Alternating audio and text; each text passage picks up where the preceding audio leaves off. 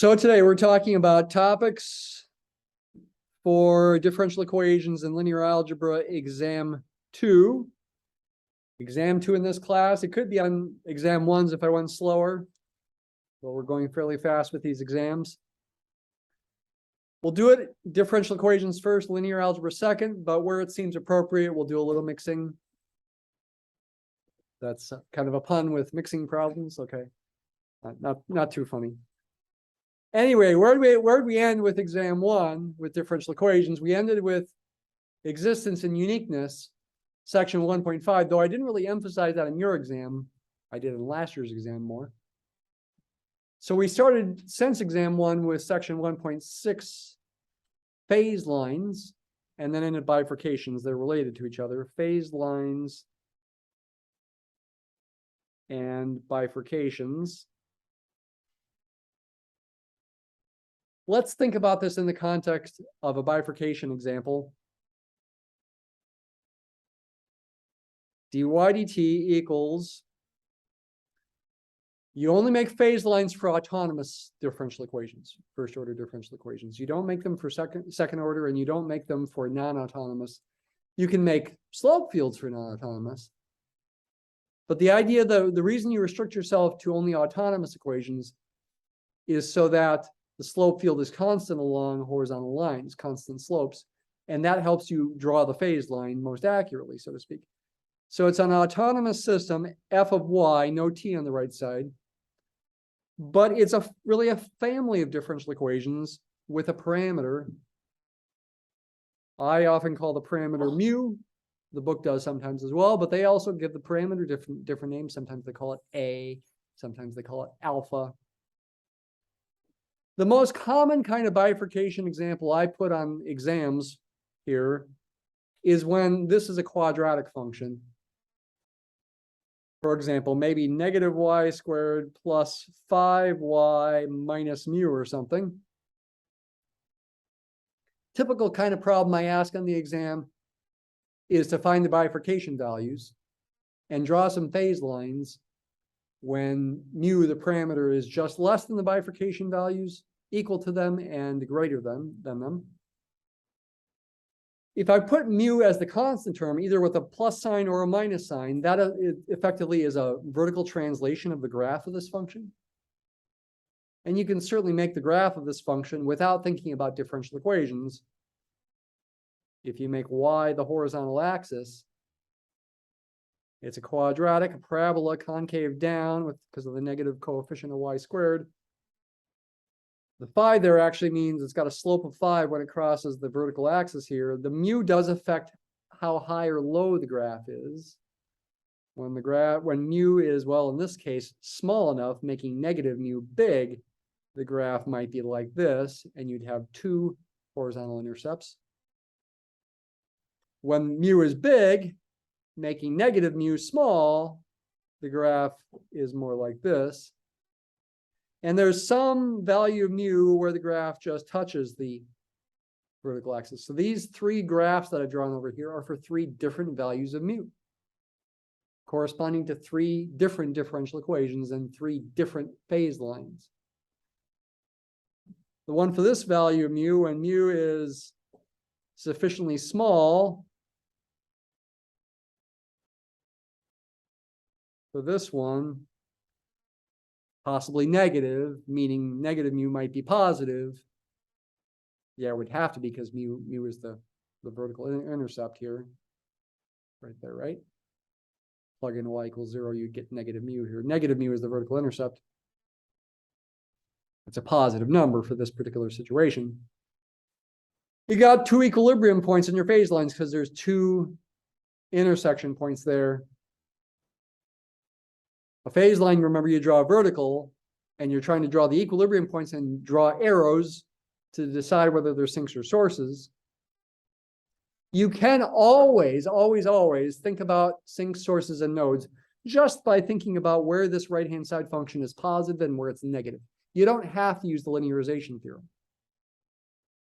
Though it was worth talking about the linearization theorem because the linearization theorem generalizes to higher dimensional situations in chapter 5, where you can't makes graphs like this so easily. But linearization still applies. It still is useful. The linearization theorem says at an equilibrium point, if this f function has a positive slope, then on the phase line, which you draw vertically with a y-axis vertical, that lower equilibrium point, this one here, that's a positive slope, it's going to be a source. And that makes sense if you think about the change in sign of the function. It changes in sign from negative to positive as you pass through this point on this graph, which again, I can make this graph on the right without thinking about differential equations at all. But when you think then about the phase line, you are thinking about the differential equation. You're saying when your initial conditions are down here, those y values correspond to negative outputs for this function, correspond to negative derivatives, negative slopes, decreasing functions. Graphs go down, and so your arrow points down. In here, the f function is positive. So dy dt along solution curves is positive, positive slopes. Solutions are increasing, so you draw an arrow going up. With this point right here, the derivative has a negative value, the slope of the tangent's negative, and that corresponds to a sink. This one's a sink, this one's a source, for a similar kind of reason. At the bifurcation value, which is the value of mu, call it mu equals mu star, that's the bifurcation value. I'm not saying what mu star is. Then you've just got one equilibrium point. Effectively, these two equilibria have come together to merge into just a node, and it would all be downward pointing arrows. That's a node. Downward pointing arrows because the value of the function on either side of the equilibrium point is negative. So dy dt along solution curves is negative. They're decreasing. And it makes sense if you think about the outer arrows in this picture that they got to stay consistent. And then when mu is bigger, mu is large, then you have no equilibrium points because the graph is completely below the axis. So what's mu star? It will be a positive number for this example. It's because negative mu will be negative. It'll be that intercept there. To find it, you have to use the quadratic formula and decide where there's a change in the number of equilibrium points based on the thing under the square root, whether it's positive, 0, or negative. You've done this before. I could make it a little trickier, and I'm not ruling this out completely, even for the in class, to make the mu be there instead of there, to make it be the coefficient of y instead of over here. You'd still want to use the quadratic formula. You'd still want to think about where the thing under the square root is positive, 0, or negative. Where it's 0 are the bifurcation values. It's possible in that kind of situation you get 2 bifurcation values. I'm not ruling that out even for the in class. Most typically I put it there, but I'm not ruling it out. Okay, so you do want to understand what's going on. I didn't really draw the bifurcation diagram fully, but this is sort of a partial bifurcation diagram right there, showing a bunch of phase lines for different values of mu. In the lectures, I talk about a curve of equilibrium points. You should understand the basic idea. It's just essentially a bifurcation diagram. Maybe I would draw it for you and you'd have to draw arrows for me. Maybe if it was a harder example, I'd draw the bifurcation diagram for you in terms of the curve of equilibria, and you'd have to draw some vertical lines, dots, and arrows in appropriate spots. Different phase lines. I could make harder examples, like in the lectures, like a cubic or something. I think that's probably too hard for the in class, maybe the take home. All right, from there, sections 1.7 and 1.8 were about solving linear first order differential equations. Linear first order ordinary differential equations, ODEs. Both homogeneous and non-homogeneous. General form of them being dy dt equals, you could write a of ty plus b of t. It's first order because the highest derivative is first derivative. It's linear because it's linear in y. The a of t and the b of t could be nonlinear functions. In fact, oftentimes we do examples where b of t is exponential, or maybe trig functions, like we did in class. Those are nonlinear. It's linear in y. It's linear in the derivative of y with respect to t. That derivative is not being squared or cubed or square rooted. And by the way, you can do such things, but it's weird and not common and difficult. That y is just the first power. You might argue, hey, Dr. Kinney, I thought if there's a constant term, so to speak, that's not linear anymore. And b of t could be constant. Isn't that what happens with linear transformations and the operation preserving property? Well, yeah, but we still call this linear anyway. Don't worry about it. We've got two main methods to solve it. Did the example from class on Wednesday and the video I made yesterday. Let's talk about those procedures in the abstract. There's integrating factors, IF. That's not if, that's integrating factors. Where you rewrite the equation as dy dt minus a of ty equals b of t. And maybe you call negative a of t g of t or something, right? G of t is negative a of t. It's just a different symbol.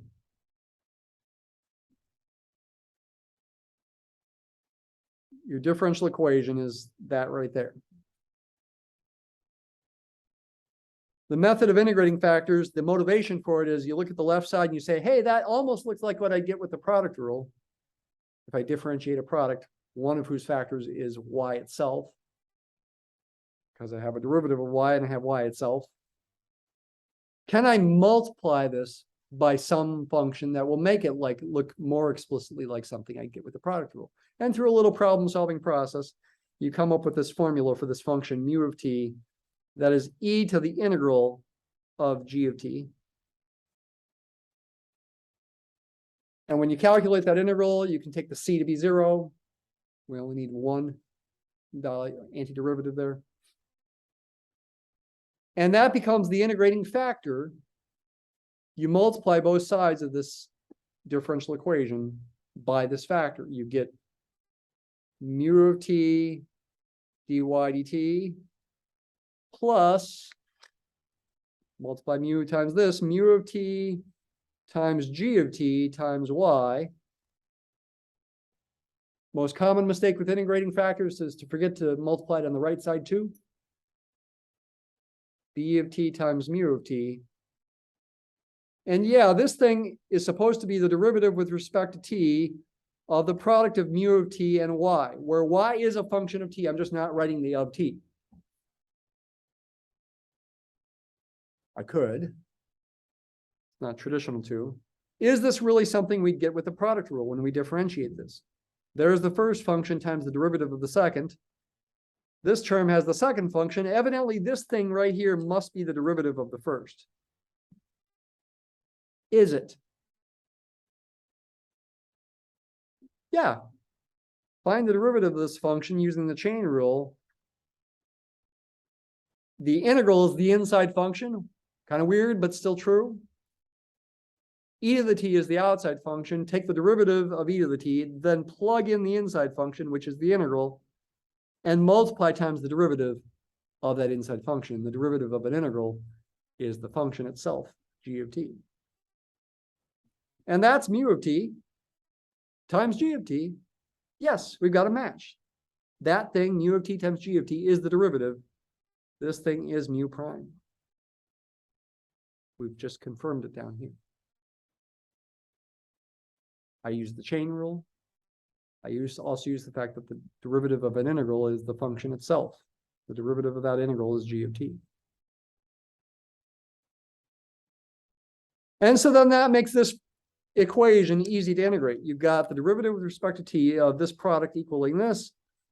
Integrate both sides. When you integrate the left, it's easy. You just get mu of t times what, because the integral and the derivative undo each other, equals the integral of the right-hand side, which could be difficult to do. And then you solve for y. Y is really 1 over mu of t times the integral. For particular examples, the procedure, it's typically doable, right? But in theory, this integral could be hard or impossible to do. But this formula still technically is correct.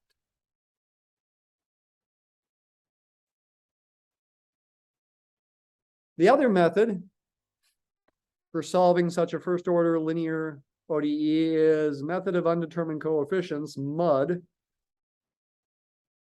I don't think I've ever written that, actually. I've written IF for integrating factors. I don't think ever until that moment that I've written MUD for method of undetermined coefficients, but because why did I? It's muck, sorry.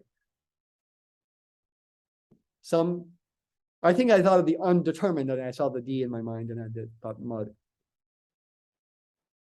Muck, method of undetermined coefficients.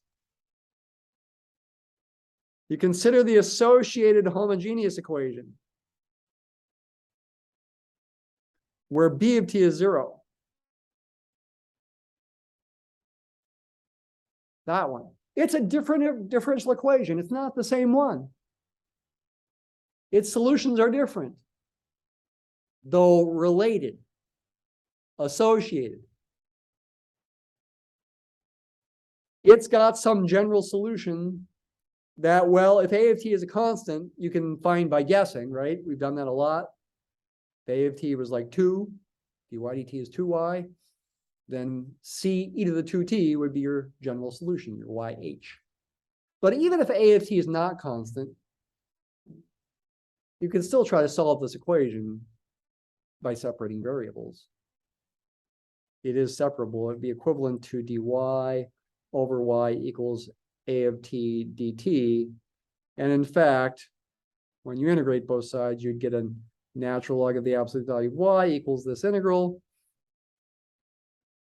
And ultimately, y, which we call yh here, is e to that integral. And you would want to include an integration constant that is added up there. And then you would want to put the constant as a multiplier in front. Kind of similar to the integrating factor, not the exact same thing, because g of t is the opposite of A of t. That's YH. That's with a constant in there, an arbitrary constant. It's a general solution of the associated homogeneous equation. But then you're not done. You got to look at the non-homogeneous equation and guess, not a wild guess, but an educated guess, a particular solution. Guess a YP. Hopefully you guess correctly, and you can solve for the undetermined coefficients. Coefficient or coefficients. And then the general solution of the non-homogeneous equation is the sum yp plus yh. And then you can use that to solve initial value problems.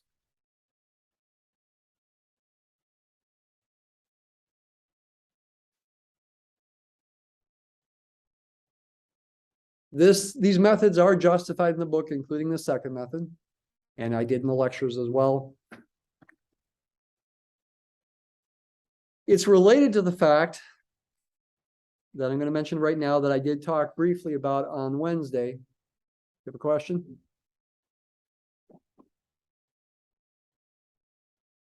It's related to the fact, again, do stop me if you have a question, if you'd like me to clarify something,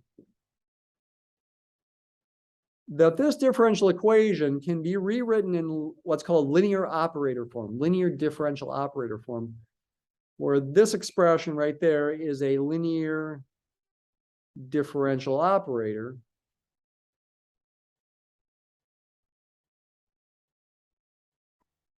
In lecture 16B, to watch before the exam on Monday, I start talking about some pretty abstract math.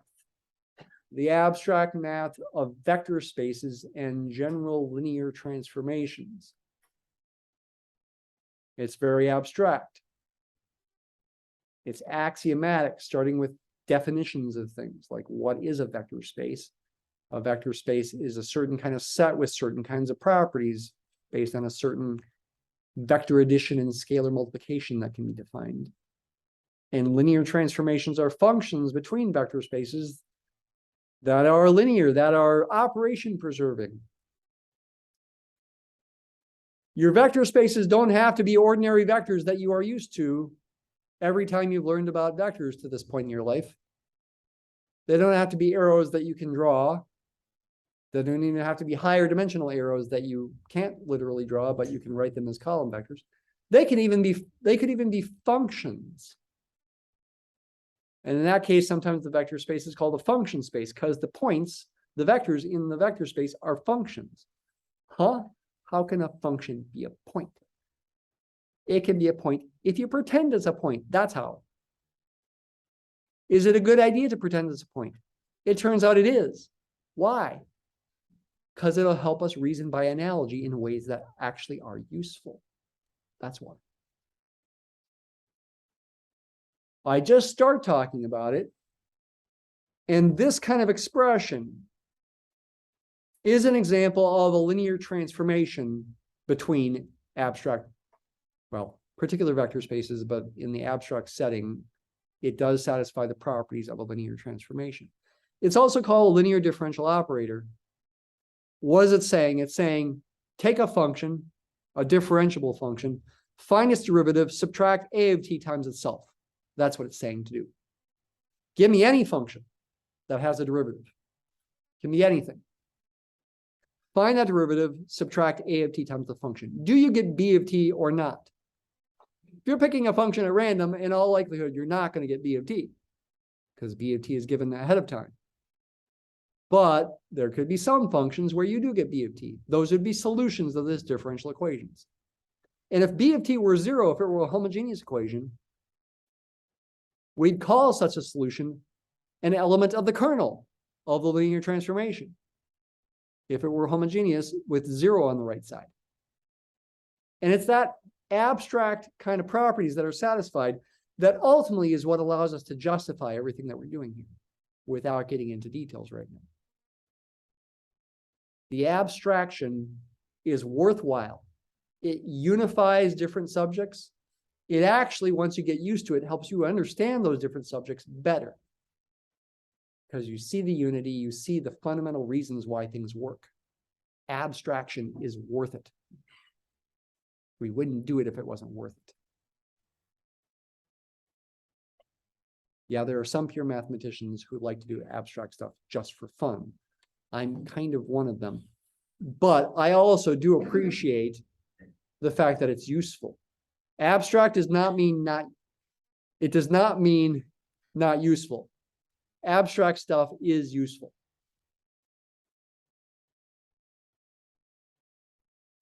What else have we done with differential equations? Well, there's the practical applications. Certainly in class here, we've had time for a mixing problem.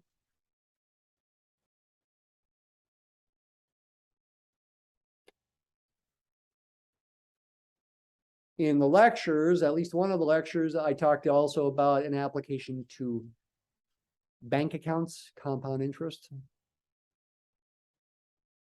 Compound interest and money flows, cash flows. You got a bank account, say, pretend you're Amazon. Amazon, they don't just have one bank account, of course, they've got hundreds, if not thousands of accounts and investments and so forth. But maybe you sort of lump them all into one entity in your mind, and you say, that money that we have stored away in these various accounts, various investments, grows at a certain interest rate, on average, say, 3% a year or something. And we're also getting money from our customers every second of every day. And we're also paying money to the people or companies we owe money to every second of every day. A big company like Amazon worldwide is doing that kind of thing. Their computers are doing it constantly, right? It really is like a cash flowing in and out. And the net cash flow hopefully is positive and indicating money growth. And you can write differential equations using compound interest and how fast your money is flowing to model how your money will grow over time. I'm not going to go into details about an example. If you want to, you can look at the lecture.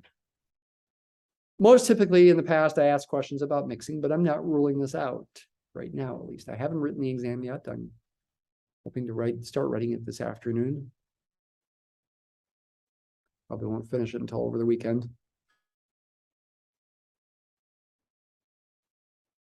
Okay, those are the two main applications from chapter 1. Chapter 2, we do get into one final application that we started getting into in the lectures, is harmonic oscillators.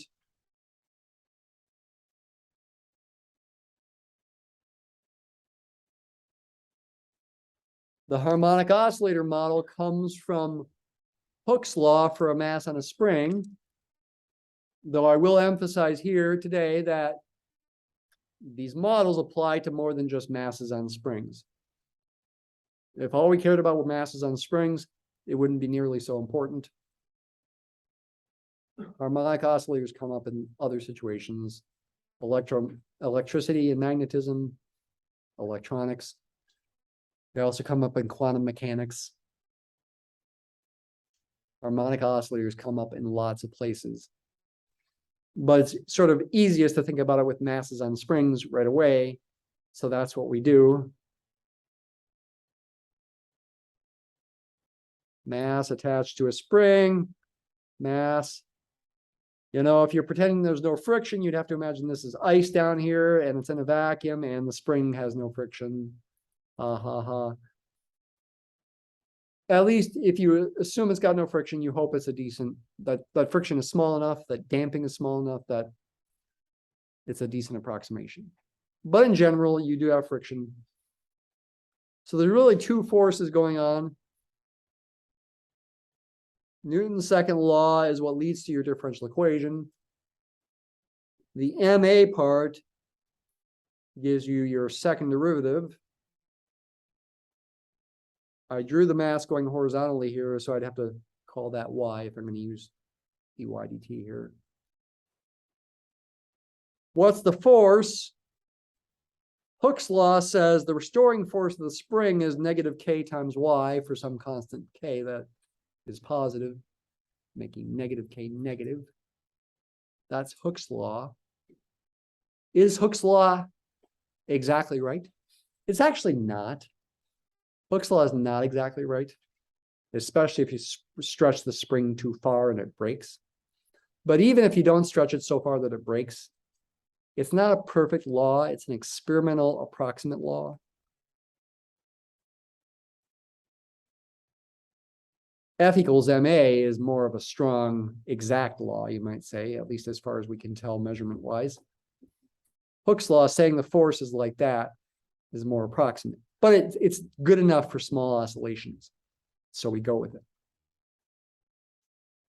And then we've got the damping.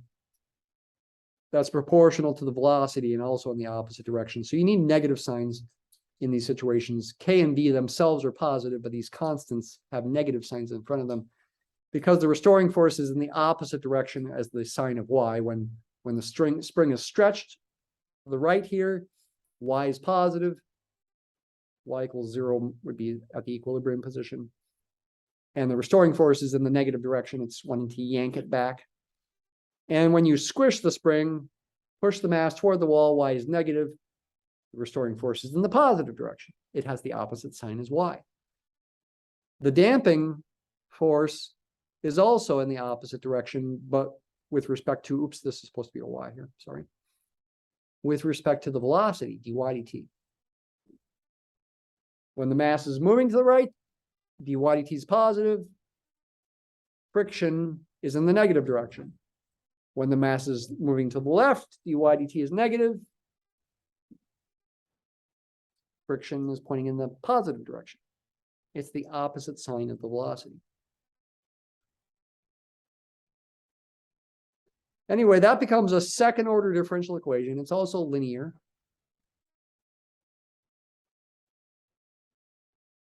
In general, it's hard to solve when you don't know what M, B, and K are. It's a lot easier if you pick particular values for M, B, and K. Plug them in. You should be able to check. For example, if I give you a function, you should check that it's a solution if it really is. If there's no damping, if B is 0, then your solutions are combinations of cosines and sines, linear combinations. If there is damping, then you can get exponential decay. And in fact, if the damping B is large enough, the cosines and sines go away, and you only get exponential decay. If the mass is moving through molasses, right, as it comes toward equilibrium, it's going to slow down. It's not going to oscillate. Just exponential decay, no oscillation. Trying to just get the basic idea there. And also, as I briefly talked about on Wednesday, and you've read about and watched the lectures about, you should be able to convert this to a first order system of differential equations. Essentially, dy dt equals v defines a new variable that's the velocity that becomes the first equation of your system. And then you also want an equation for dv dt, which is the same as the second derivative of y with respect to t, which if you solve this equation for that second derivative becomes, divide both sides by m, negative k over m times y minus b over m times v. This thing is the same as v.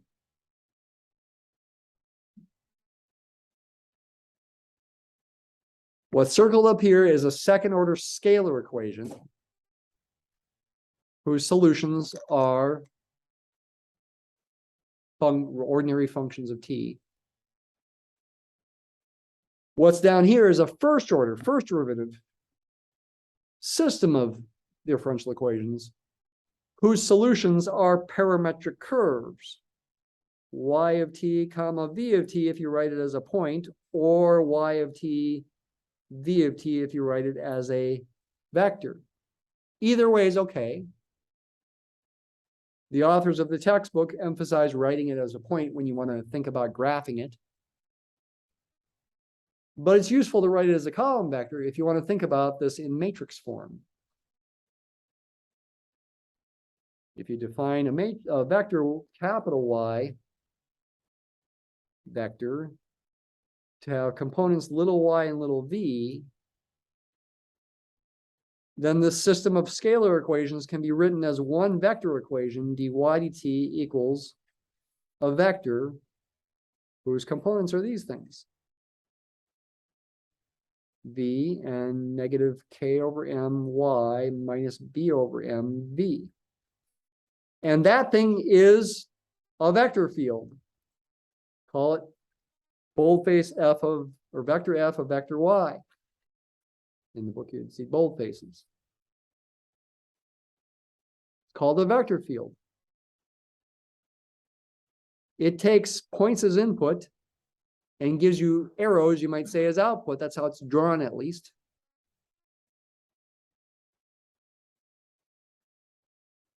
When you use stream plot in Mathematica, you're seeing the solutions of this differential equation. Effectively, you're seeing the vector field. Vector plot draws the arrows more explicitly. You can look in the solution keys to see these things. This does happen to be a linear vector field.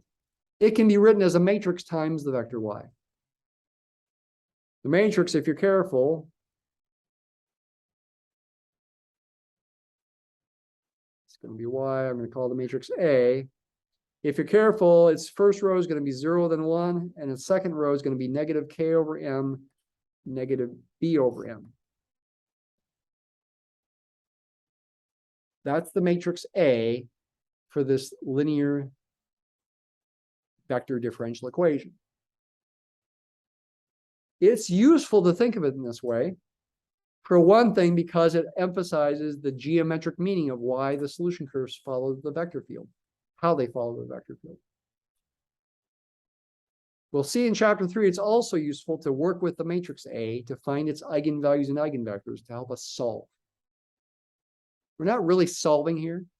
We're just trying to get the concept down.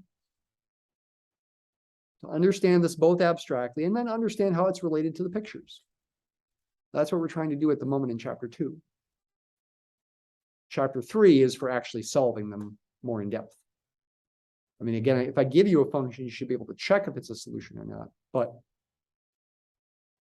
finding the solution in the first place, that's for chapter 3. And we don't, it's not separable. We don't separate variables. We don't integrate. In a sense, eigenvalues and eigenvectors are a fancy kind of guessing that can be systematized, made systematic.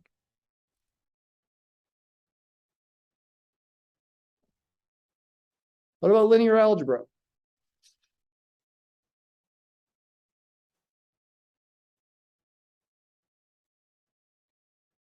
In lecture 9B, I looked ahead of time, reminded myself, the subject was vectors in three-dimensional space, cross products, equations of planes. Certainly that's a topic that could show up. 3D vectors, cross products, equations of planes. I also related those ideas to linear transformations, kernels, and images.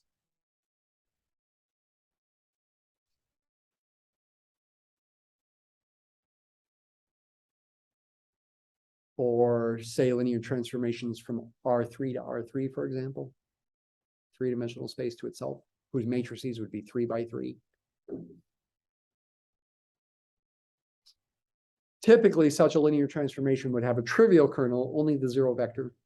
When you row reduce, typically you would not get any free variables. And it would be onto, so it would be 1-to-1. It would also be onto every right-hand side would have a solution. And if the kernel is trivial, it would be a unique solution.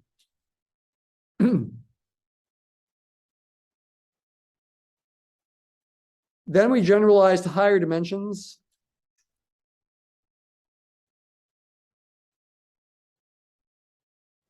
Talking the other day about, an m by n matrix defines a linear transformation from Rn to Rm. The formula for the linear transformation is T of x equals A times x.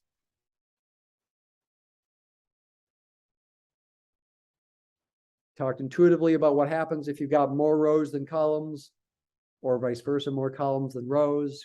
Quick summary, if you've got more rows than columns, it's a tall and skinny matrix. The corresponding system is most likely inconsistent because the linear transformation goes from a smaller dimensional space to a bigger dimensional space. And so it can't possibly be onto. There's plenty of vectors in the codomain that are not possible outputs. Most likely there's no free variables, so the kernel is trivial. But then if you've got a short and wide matrix, fewer rows than columns, more columns than rows, then it can't possibly be a one-to-one transformation because you're going to get free variables when you row reduce. Can't possibly be one-to-one. It most likely will be onto, because you're going from a bigger dimensional space to a smaller dimensional space. Intuitively, the space is collapsing. It's like a box collapsing into a plane or something like that, or a line. Intuitively, that's supposed to mean it's most likely onto. I can make non-onto examples, but most likely it's onto. All systems are consistent and typically have infinitely many solutions. So the row reduction operation, also discussed since the last exam, is matrix multiplication,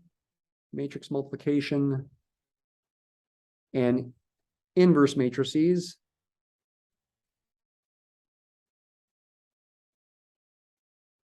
And the idea there with matrix multiplication, like A times B, is you're trying to define this product in such a way. Here's the big idea. You're trying to define the product A times B in such a way that the corresponding linear transformations, when you compose them, give you the same answer as when you multiply this by a vector x. Say A is m by n. Say B is, well, would have to have n rows if you're going to have to be able to multiply them.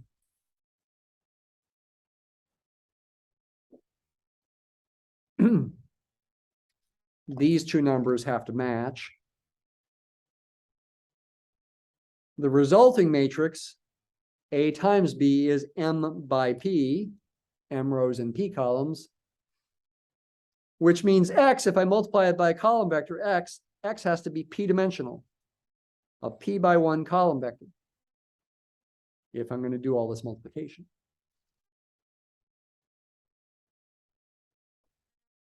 And how is it defined? Again, the reason you define it in the following way is you're trying to make sure that when you think about this in terms of linear transformations that are being composed, an inside function and an outside function, that you get the same answer. And it's described most simply in an abstract way in the following way. Write A is just a capital A, but capital B, write it in terms of its column vectors. And B has P columns, so the last one would have to be B sub P here. Those represent the P columns of B. I'll go ahead and write the components of X. X has P components. How do you define what this means here, though? It means, by definition, create a new matrix also with P columns, whose column vectors are AB1, AB2, etc., through ABP.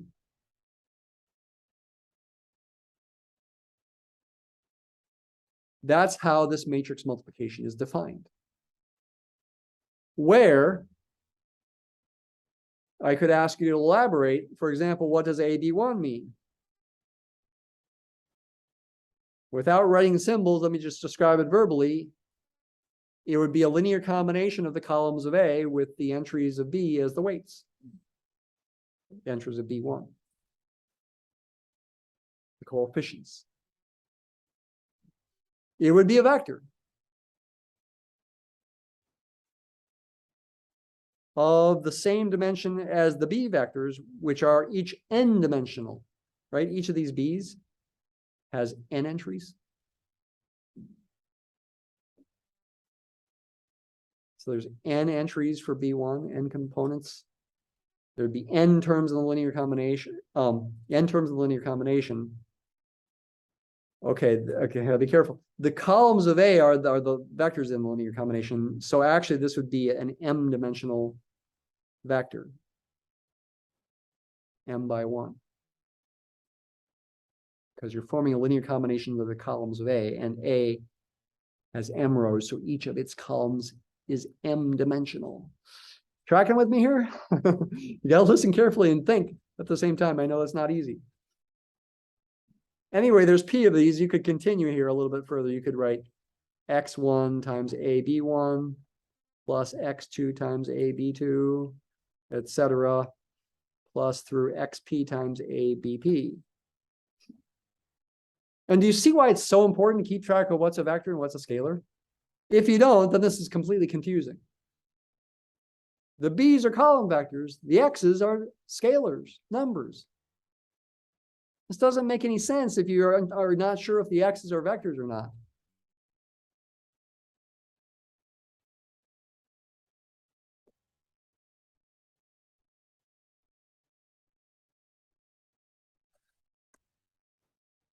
I'm not going to take the time to explain why, of course, this is the same thing you get with the corresponding composition of linear transformations, T of S of X.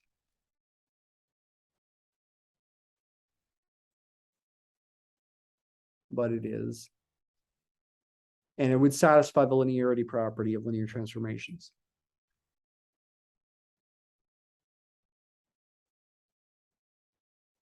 The general linearity property being T of U plus V equals T of U plus T of V. And T of any scalar times U is that scalar times T of U. That's the general, these are the operation preserving properties, OP, of LTs. Maybe I should say OPP, operation preserving properties of linear transformations. Start making a bigger deal of this when we do abstract vector spaces again, as you're about to again in lecture 16b. What else? I mean, hidden in here is you should be able to actually multiply matrices. And you should be able to find inverse matrices. There's algorithms. Know those methods. And then we've had also determinants.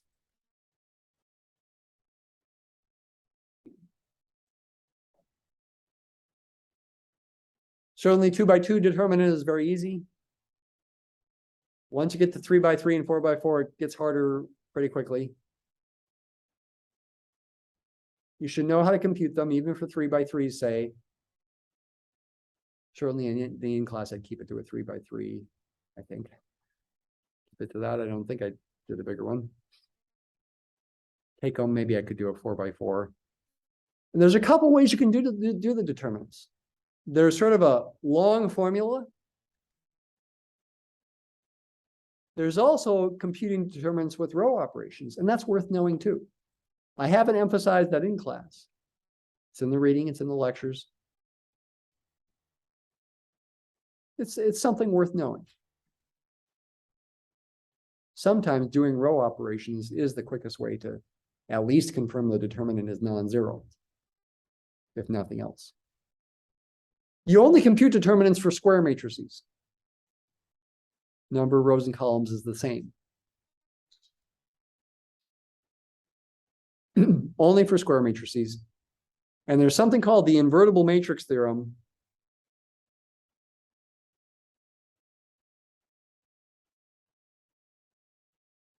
One part of which says a square matrix will be invertible, have an inverse matrix, if and only if its determinant is non-zero. And if you put random entries in a square matrix, in all likelihood, the determinant will be non-zero, so the matrix will be invertible. Random square matrices are invertible with probability 1. You have to pick special entries to come up with matrices whose determinant is 0. I mean, the simplest example is the zero matrix whose entries are all 0. But if you're trying to make a square matrix with no 0 entries, you got to work pretty hard. Well, not super hard, but you got to know what to do to make it have a determinant of 0.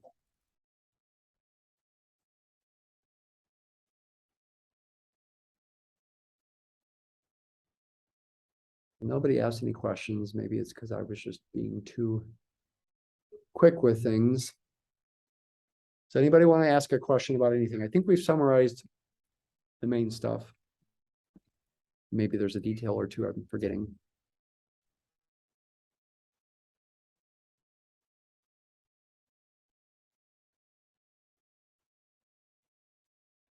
These topics are going to start to come together now with lecture 16b, really. The abstract vector spaces and linear transformations is related to differential equations, like I emphasized 30 minutes ago